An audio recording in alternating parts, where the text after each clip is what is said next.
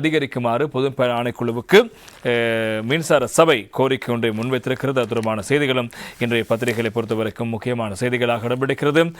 18.3% கட்டணத்தை அதிகரிக்க மின்சார சபை யோசனை, ஜூனில் ஆராய்வதற்கு பொது பயன்பாடு ஆணைக்குழு தீர்மானம் என்பதாக இன்றைய வீரகேசரி பத்திரிகை அதற்கு தலைப்பிடுகிறது. செலவுகளை பூர்த்தி செய்வதற்காக மின் கட்டணத்தை 18.3% அதிகரிக்க வேண்டும் என இலங்கை மின்சார சபை யோசனை ஒன்றை முன்வைத்திருக்கின்றது. மின்சார சபையின் இந்த யோசனை குறித்து ஜூன் முதல் வாரத்தில் தீர்மானிக்கப்படும் என இலங்கை பொது பயன்பாடுகள் ஆணைக்குழு அறிவித்திருக்கின்றது.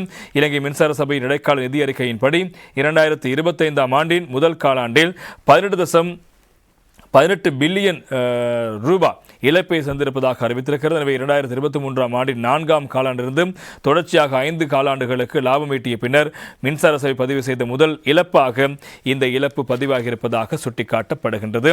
வருமானத்தில் கூர்மையான சரிவை மின்சார சபையின் அறிக்கை காட்டுகிறது. வருமானம் கடந்த ஆண்டு இதே காலகட்டத்தில் ஒப்பிடுகையில் 44% குறைவடைந்திருக்கிறது. 2024 ஆண்டின் முதல் காலாண்டில் 167 பில்லியனாக இருந்த வருமானமானது 2025 ஆண்டின் முதல் காலாண்டில் 93.9 பில்லியன் ரூபாவாக குறைவடைந்திருக்கிறது. எனவே 2024 டிசம்பர் 27 முதல் இவ்வாண்டு ஜனவரி 10 வரை நடைபெற்ற பொது ஆலோசனைகளுக்கு பிறகு இலங்கை பொது பயன்பாடு ஆணைக்குழு எடுத்த முடிவை தொடர்ந்து ஜனவரி 17ஆம் தேதி மின்சார கட்டண குறைப்பு அமல்படுத்தப்பட்டது. 2025 ஆண்டு முதல் 6 மாதங்களுக்கு 20% மின் கட்டண குறைப்பு நடைமுறைப்படுத்தப்பட்டது. இவ்வாறு இருப்பினும் தற்போது நிதி அபாயங்களை குறைக்க செலவு மீட்பு மின்சார கட்டணங்களை ஏற்றுக்கொள்ளுமாறு இலங்கை சர்வதேச நாணய நிதியம் சமீபத்தில் பரிந்துரைத்திருக்கிறது. இந்நிலையிலேயே மின்சார சபை அதன் நட்டம் குறித்து அறிவித்திருக்கிறது.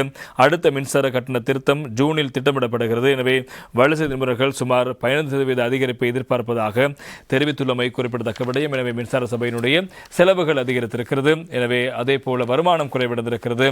இவ்வாறு இருக்க கடந்த ஆண்டை இந்த ஆண்டு முதல் காலாண்டில் அவருடைய வருமானம் குறைவடைய, எனவே இதனை செலவுகளை ஈடு செய்து அல்லது நட்டத்தை குறைப்பதற்கு மின் கட்டணத்தை 12.3% அதிகரிக்க வேண்டும் என்ற கோரிக்கை இப்போது இலங்கை மின்சார சபையினால் பொது பயன்பாடுகள் ஆணைக்குழுவுக்கு யோசனையாக முன்வைக்கப்படுகிறது. பொது பயன்பாடு ஆணைக்குழு ஜூன் மாதம் இதனை ஆராயவிருக்கிறது என்பதும் இங்கே